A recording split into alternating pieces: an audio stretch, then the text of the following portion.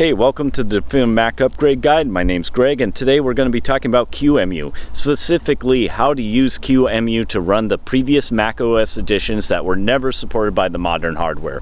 We're talking about those PowerPC versions of Mac OS 10, which are 10.0 through 10.4, and Mac OS 9. While I sincerely doubt I'm the first person to pull this off, I managed to get Mac OS 9 through Mac OS 10.4 Tiger running on a Apple Silicon Mac.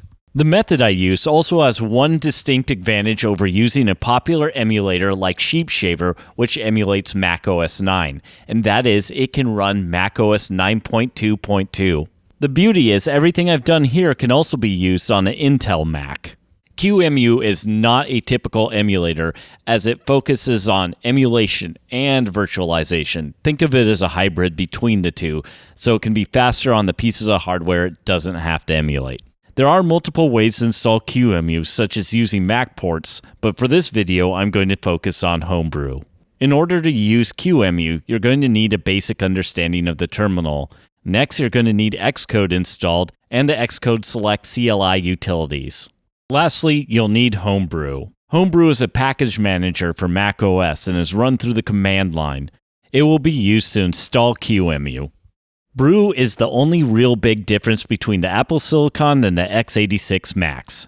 This is because you need to install the x86 version to run through Rosetta on the Apple Silicon Macs in order to pull this off right now. This means using the ARC x86_64 flag when installing Homebrew or any of the associated libraries.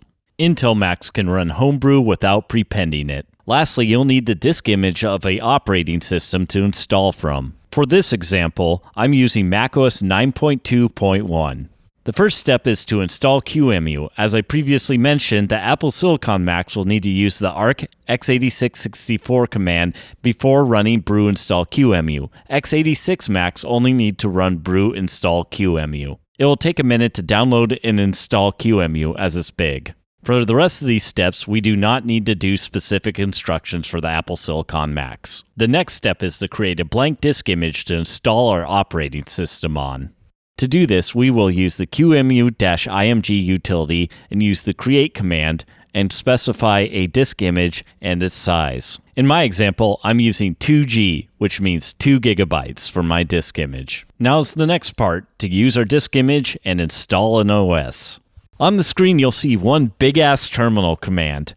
Rather than pause the video, squint, try and recreate it, instead, go to my blog post linked in the description of this video, and you can grab the command there, and I also explain what all those things mean. The big things to take away are we're using the newly created disk image, and we're also assigning an ISO. My favorite way to get the path of an ISO is to simply drag it into the terminal window. Just like a blank hard drive, you'll need to format the disk image using a disk utility. Once the installation finishes, the emulator will probably hang after it reboots. That's okay, just go back to your terminal window, hit Ctrl-C to cancel the emulator. Now it's time to boot off our disk image instead of the cd-rom. Here's the command I use to do that. Again, this is available on my blog with a further explanation of what everything means. From the terminal, you can also launch QEMU with other disk images so you can install software. And here's the Apple M1 running SimCity 2000. Just to see if it could be done, I did try and install Windows 10 x86 64-bit on my Apple M1.